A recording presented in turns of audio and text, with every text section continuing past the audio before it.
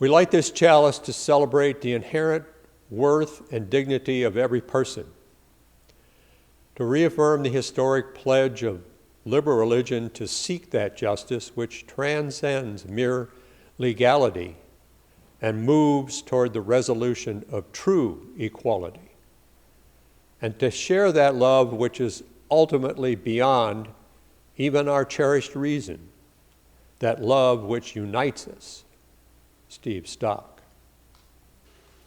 Whoever you are, we welcome you. Wherever you come from, we welcome you. Whomever you love, we welcome you. Whomever you love, we welcome you. Wherever you are, we welcome you. Wherever you come from, we welcome you.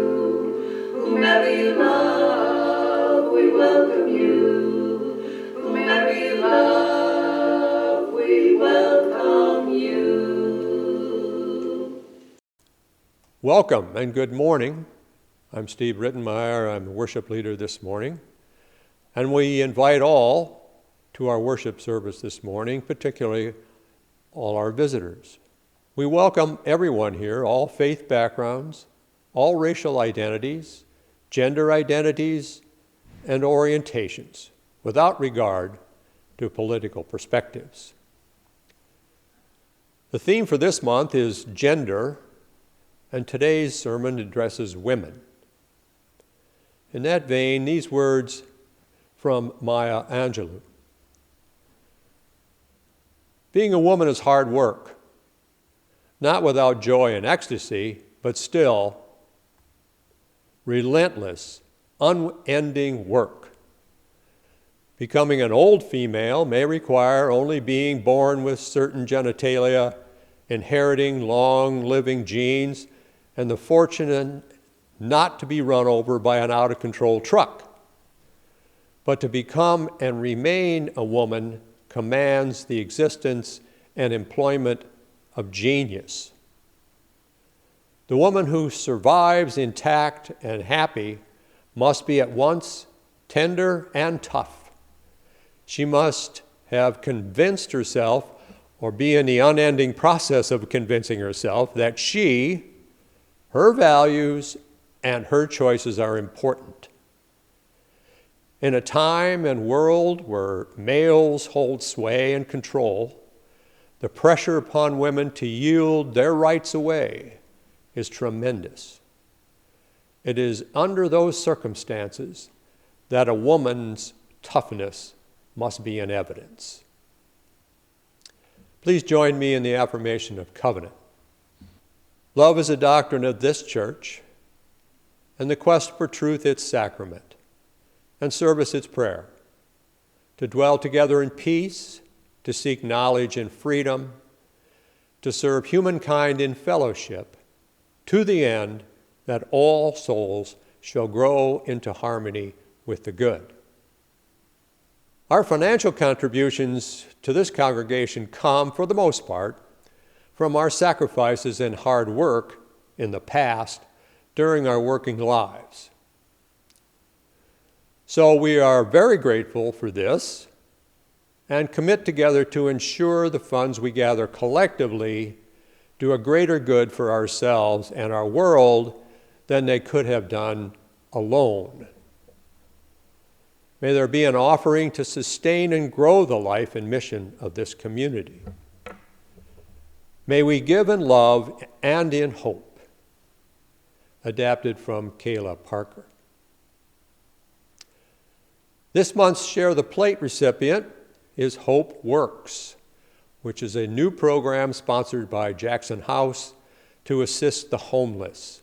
For more information on Hope Works, see the UUVC website and the video therein. Today, please put share in the memo line of your check made out to UUVC to help in this mission. All gifts will be gratefully received.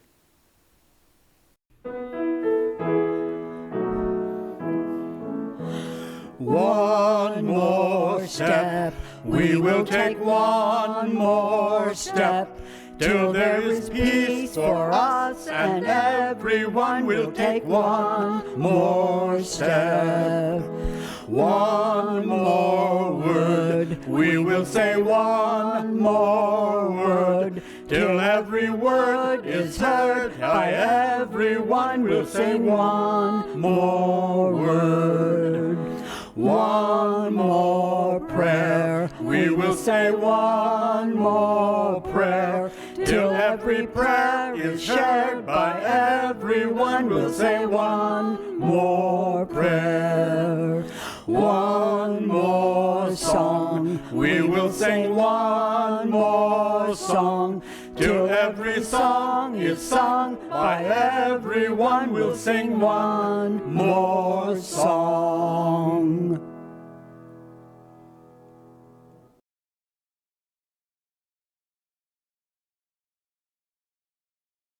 Well, good morning. It was a week ago, I think, when we officially sprung forward our clocks, but today is the first day of spring officially. So welcome to this new part of our year. I need to begin with some news that some of you may have known or heard about, and some of you may not have. It is unfortunate that I have to announce this morning that the Reverend Bud Hearn died this week. It was not due to COVID or anything out of the ordinary. In the old days, I suppose people would say he died of natural causes. Bud would have been 92 on his next birthday. But every time a member of this community dies, it's a loss for all of us. And he joins now this year during this COVID, Janine Bethscheider, Mary Holman. And we've had others that had to move away or felt the need to move away to be closer to family or children. And we miss them all. But I will say to you that for the Reverend Bud Hearn, after his retirement and moving here, he played an important part in the life of this church. Some of you have seen him preach, his inside services, and of course he taught as well.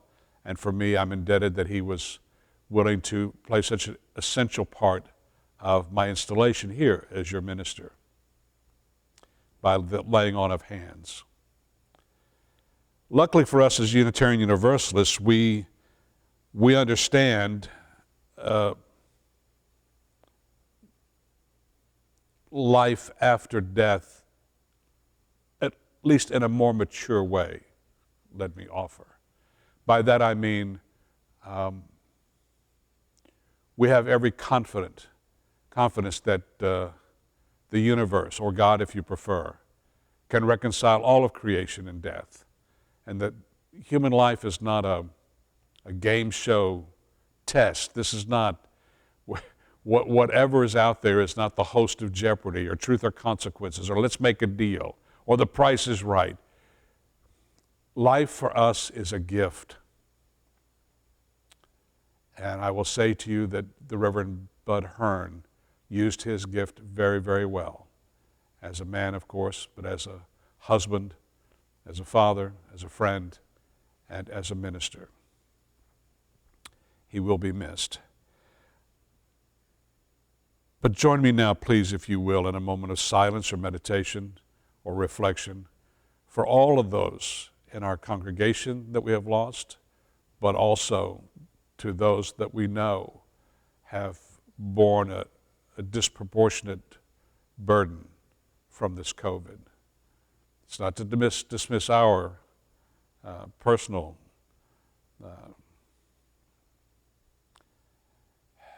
fears and concerns about this time in our life, but let us remember those too who have already paid the highest price or have left our company. Let us pray.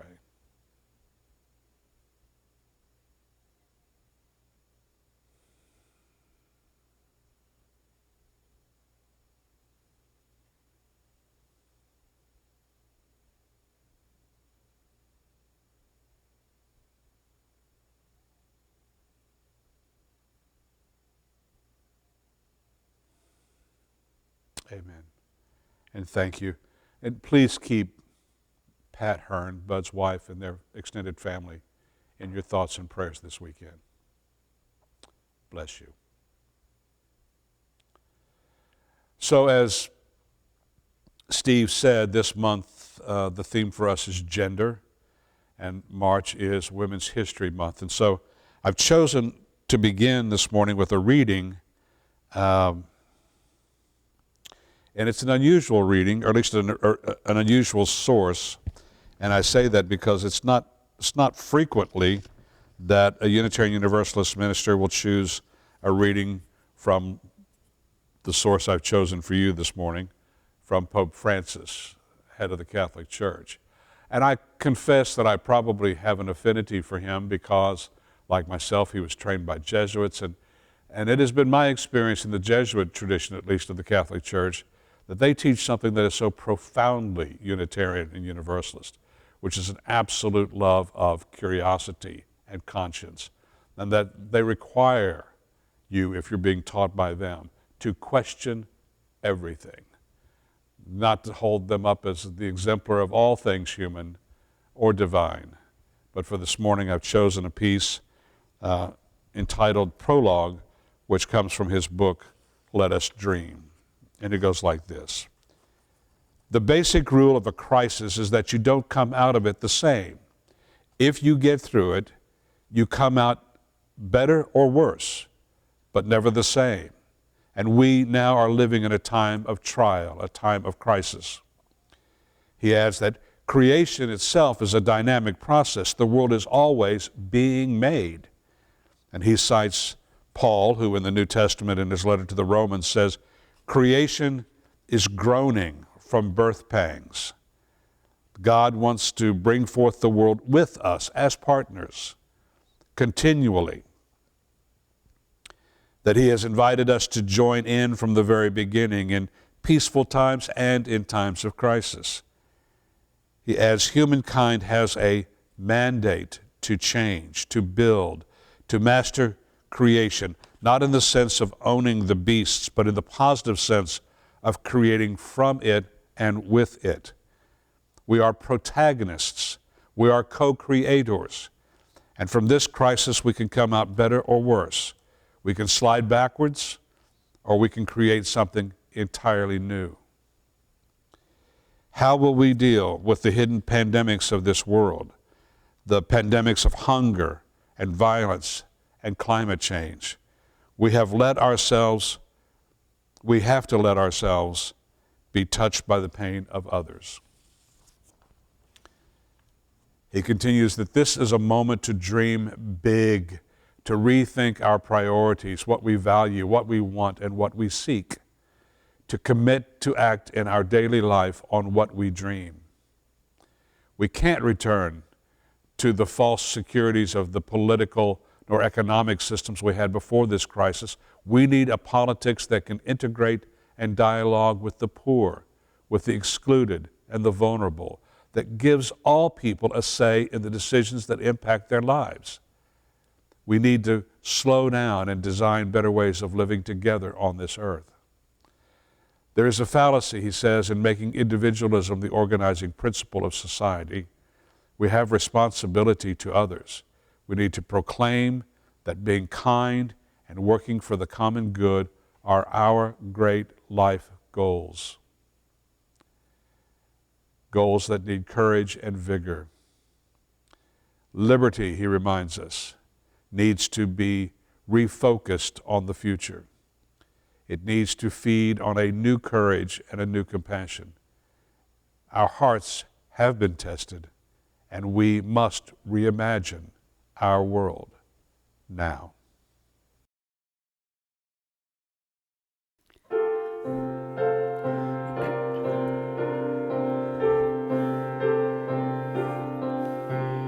We are a gentle, angry people, and we are singing for our lives. We are a gentle, gentle, angry people. And we are singing, singing for our lives. We are a justice singing people. And we are singing, singing for our lives. We are a justice singing people. And we are singing, singing for our lives. We are young and old together, and we are singing, singing for our lives.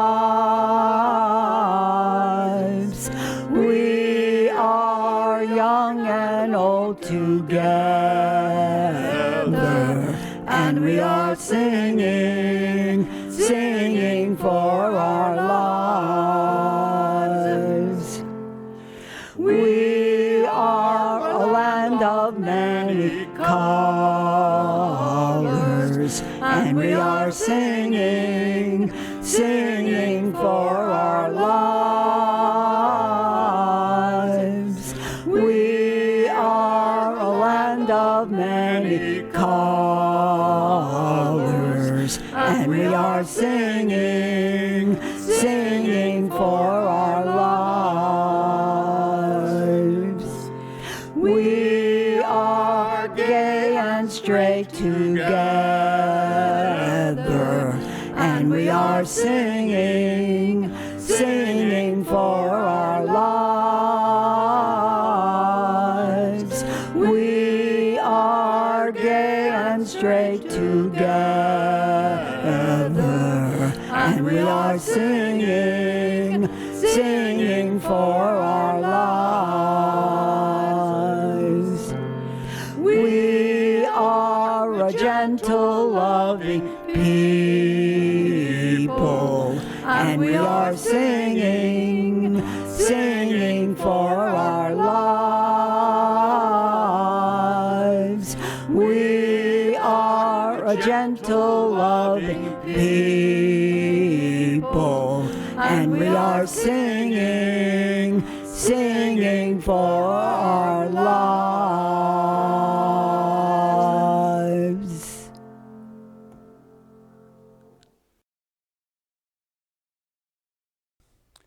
Singing for our lives. May it be so. For our sermon, I titled it Respecting Women, the theme for the month, gender. And of course, there's something in the essence of being American, call it a feeling that unites us beyond our religions, beyond our skin tone, certainly beyond our gender, beyond our place of birth, our politics, even our age. You know, in many parts of the world, if you ask someone who they are, excuse me, they'll lead with perhaps their religion. They'll say, oh, I'm Muslim, or I'm Hindu, Buddhist, I'm Christian. Others will lead with their occupation. They'll tell you up front, I'm a soldier, I'm a teacher, I'm a nurse, I'm a farmer.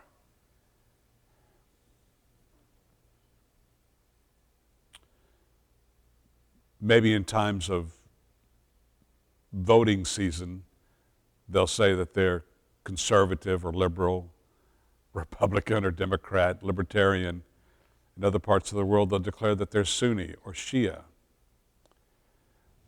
But there's something about what happens in this country. Typically, if you ask someone who you are, they'll say, I'm an American.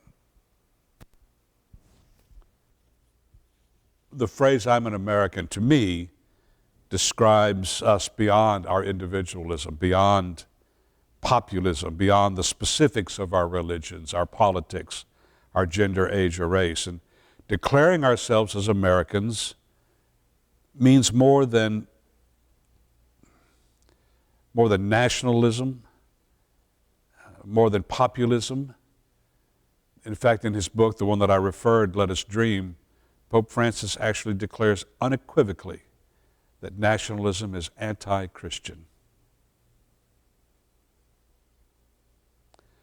I would love to see that on a billboard somewhere.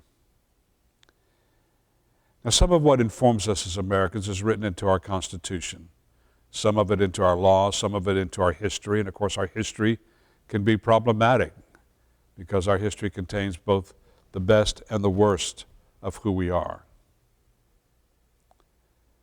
Some of the worst of what we've declared is the idea that somehow if you're black or you're from Africa, you can only be 3/5 human.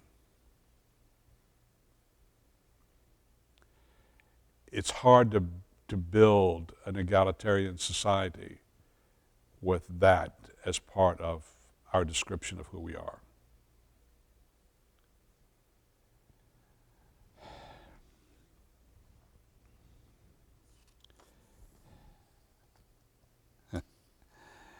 You know, in spite of all of that, there is this desire for happiness, to feel happy, to feel at least secure, maybe even energized, that we are becoming something all the time, hopefully something better.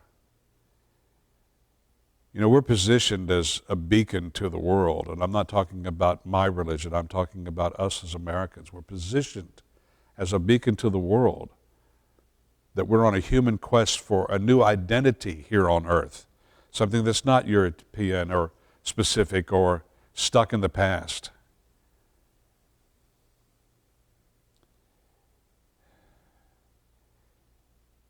And because of who we are and how we created this place and our culture, we're pretty unique. But we need to value the uniqueness of who we are.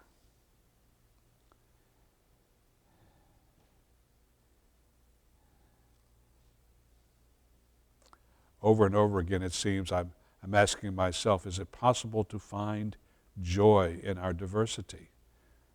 For some of us, it seems to be easy, and for others, maybe not so much. But this is the work of our time. It's always the work of our American time because we are constantly welcoming, either with arms open wide or begrudgingly, people who don't fit the cookie-cutter image that some of us hold. But there is something heart-warming, something heart-energizing in the ability to say, I'm an American. To belong here. Not having to fit in, but just, I belong. And most times I'm proud to say I'm an American. And I hope you are too. But this has been a time of forced separation.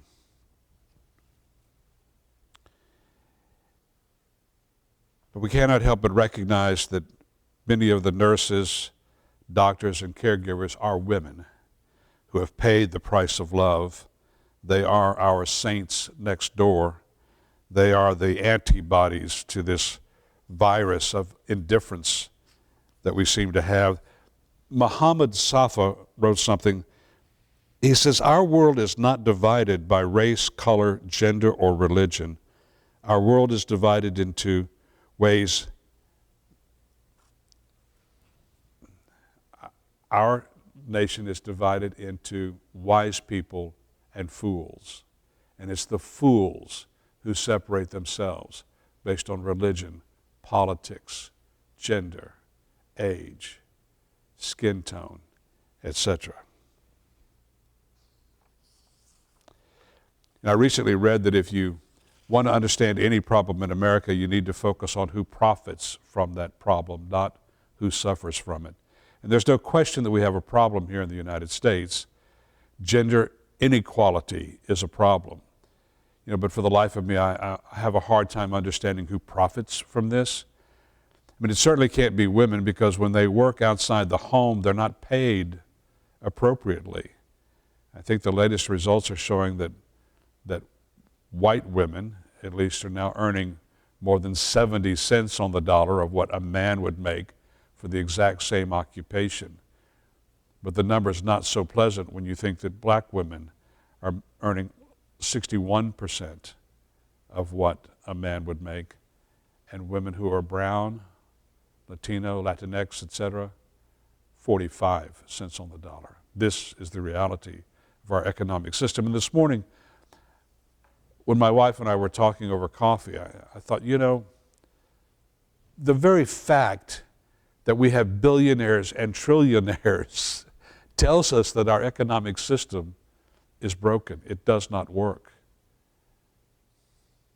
We have these massive, massive issues in front of us that are going to have to be dealt with. And of course, this week we also had the other news that in Atlanta, a young white male killed 8 people in 2 locations. 7 of the 8 killed were women, and 6 of them were of Asian descent.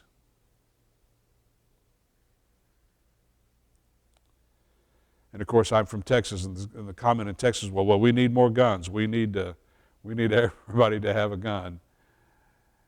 But I was also disappointed. There was a spokesperson for the sheriff's department there who, after interviewing the captured suspect, said, well, he was at the end of his rope. He was having a bad day. And I thought, you know, if the person they had apprehended for this had not been a young white male, they would not have been saying he had a bad day. Besides, the people that had a bad day were the people who were murdered.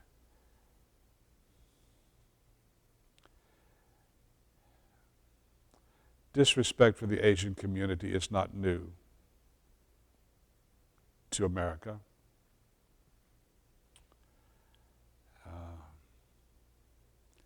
We opened the gates when we needed cheap labor. We opened the gates to Asia so that they would come and help build the Intercontinental Railroad, the Hoover Dam, so many places in which we profited from their labor. And then when that was over, of course, we sent them back. There was actually a period of 20 years where it was illegal for someone from China to emigrate to the United States from our side of that agreement. And of course, when we think about the equality of women, besides the amount of money they make or don't make if they're outside the home, can you imagine trying to put a value on the wealth, the treasure, the time and talent that women invest in us by bearing our children, by tending to our health care, by taking care of our homes?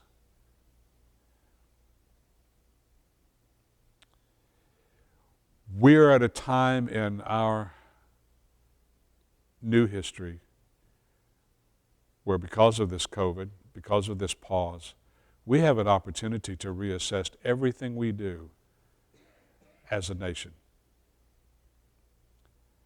And I would love for that to include repositioning our respect for over half our population, women. There's also a thing now that the experts are trying to teach us, and it's difficult for some of us to wrap our heads around, but it's called the intersectionality of who we are as human beings, meaning you might be a woman, and that's the thing that you lead with, but even in that attempt, there's an intersection where, what if you're a woman from the South? What if you're a woman from the West? What if you're a woman who's gay, bisexual, transgendered? What if you're a woman that's gay or transgender and you may be black or brown or Asian or biracial, etc.? All of a sudden, this complexity of who you are as a person, it's almost like a rose unfolding with all these petals that help to tell your story. But I wonder, what would it be like if we as human beings could understand from the very beginning There's an intersectionality in each of us, and it's because we're so complex that we cannot what's that word these days? We can't prejudge anybody based on what we think we know by seeing them. And that their story is so complex, so valuable, so interesting, so much a part of our journey, that that's what needs to be sought first, rather than profiling or the easy answers about who we are as human beings. I suspect we do that a lot for the people we think we care about, right? But can we do that for each of us simply because we are fellow human beings on a journey that is seeking safety, the opportunity to build family, the opportunity to have work that energizes us and provides for a future? So our pause isn't over yet. We're still here in this COVID, waiting for the other shoes to fall, right? When can we open up? When can we be together? But I think there's two things I want you to know this morning. One is that words matter. When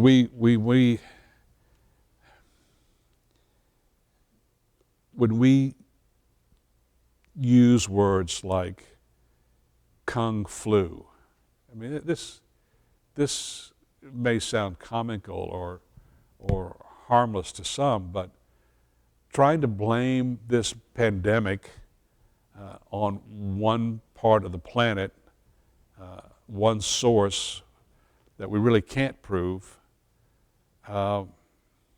is a way of constantly looking at someone else besides ourselves to blame. There are people that say this is coming from industrial farming in other places other than the United States, and yet we do the industrial farming of animals here. We're just as likely to create a problem as anybody else. This always wanting to look to blame someone outside our own circle, I find that very upsetting, and I hope that in our maturity that we at least can do that. Now, I'm just as likely today to say, if I'm asked, who are you? I'm just as likely to say, I'm a Unitarian Universalist. And I say that because for me, this is such a robust opportunity. This is the religion, the place, this physical church, this community, you. With you, this is where I feel that I still have the power to make some change in the world. And it's because of the faith, because of this place, and because of you. And this faith provides us this thing where we pledge ourselves and actually practice welcoming people who come from a different religious background or none at all, from a different culture, with a different language, with a different food preferences, with all of these things, different hopes, different sized families, different sexual identities. We promise to do this and then we practice it. And the other thing that I think is a huge benefit to being here is I get to practice my life, which is not perfect, practice my vocabulary, my word, my phrasing, which is not perfect. But if I say something, especially in this climate today, that someone could take offense to, I need you to be able to tell me in a safe space that I've messed up. That hurt. Is that really what you wanted to say? Mark, Rev. I didn't know that hurt. Please tell me why that hurt and how I could do better. This is what community could lead us to, where we practice our new selves in safety with people who only want the best for us and for themselves. So in spite of the loss of life, in spite of the news feeds, in spite of not being able to control anything other than myself, I get to come here and practice this with you. I hope that's the reason why you chose to be here too. This religion that promises that we're going to try our best to be multicultural, multi-religious, multi-generational. We'll come here and practice that for the sake of our own spirit, but for the sake of a better world.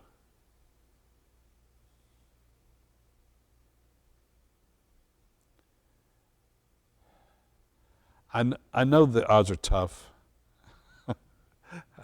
I just want to end with this. The other day I was at a cafe with Vivian, just a small cafe. They already reduced all their tables. We were able to sit in a corner of the room and have some scrambled eggs and toast. And then in walks a young man wearing a Confederate battle flag face mask. And there's something unsettling about our desire to make others uncomfortable, a willingness to put others on guard.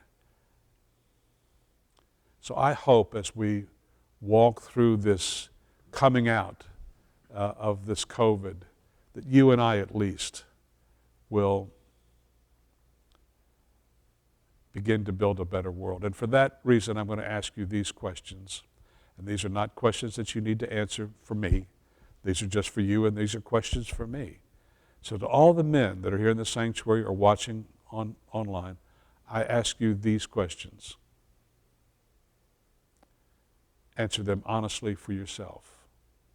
Do you believe in the equality of women? If so, how do you show that? If not, why?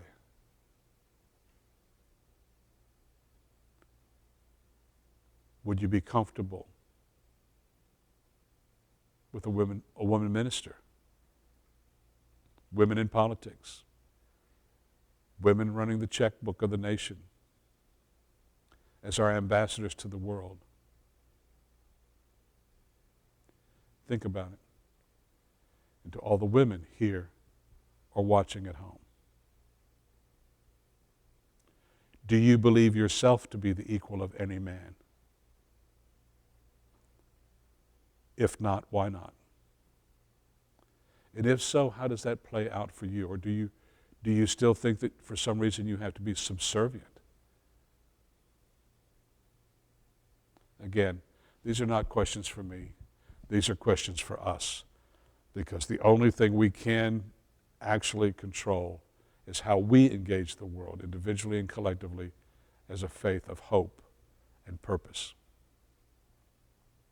So in a moment, I'm going to end this, and we're going to watch a dramatic moment that I chose for fun. We just still have to have fun. But then I'll come back and give the charge. But remember, when all this is over, stay to watch the postlude of all the faces of those who have sent their pictures in. And don't forget to come back at 11 o'clock, Sunday morning, 11 o'clock, and join us for our Zoom chat. I'd love to see you, and I'd love to hear your reactions to the questions that I asked this morning. Here's our dramatic moment. You better think about what you're saying. You better think about the consequences of your actions. Oh, shut up, woman. You better think about what you're trying to do to me. Yeah, think. Let your mind go, let yourself be free. Let's go back, let's go way on back way.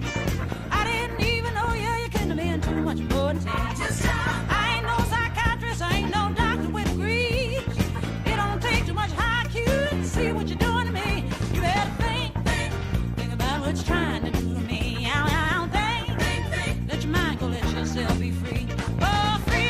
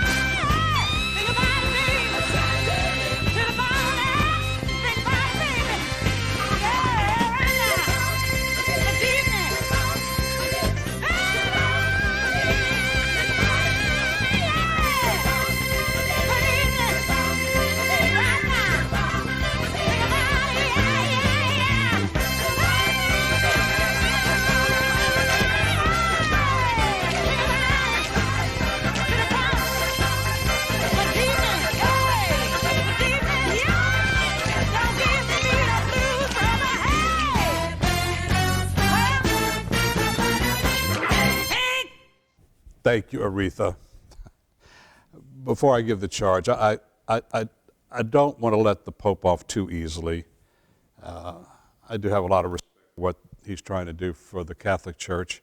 But although he approves civil unions for people who are not binary in their sexual orientation, he has decided to continue to withhold the sacrament of marriage except for people that are in the traditional couple. And so that we still have a long way to go on this planet. But for our charge this morning,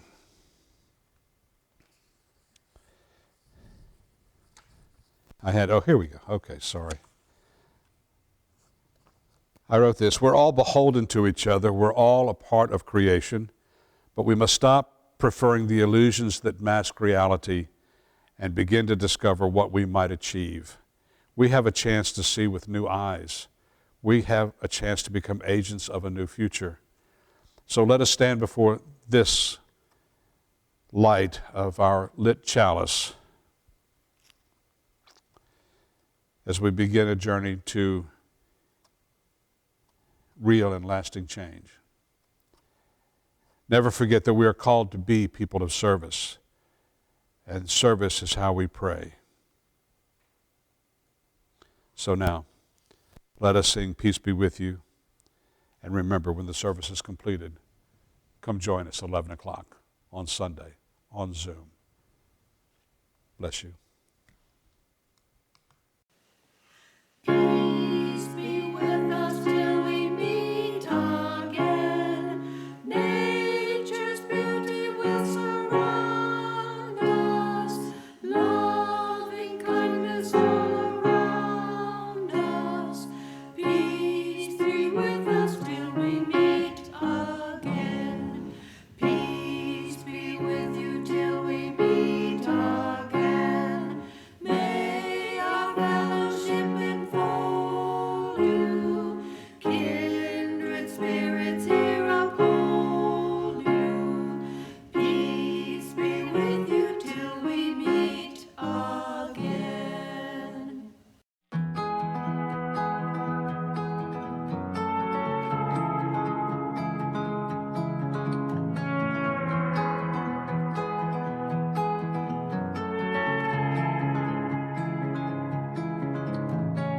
Morning came and found us here with open eyes and all these skies so clear.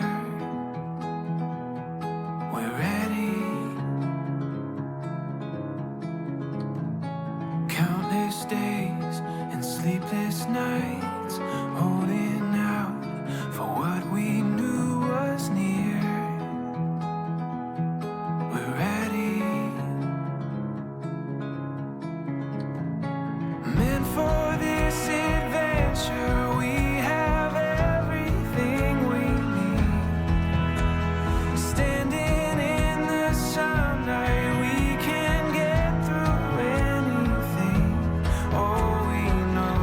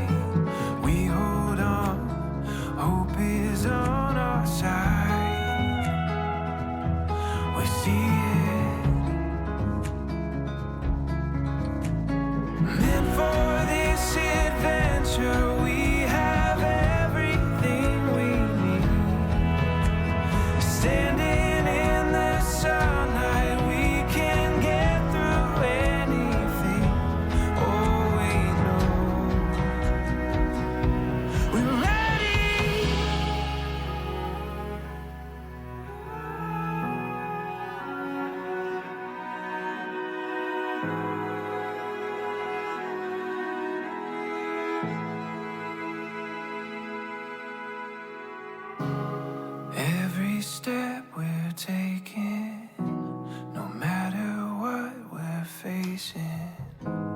We know hope is on our side. We keep moving forward. There is hope under this sky. Meant for this adventure, we have everything we need. Standing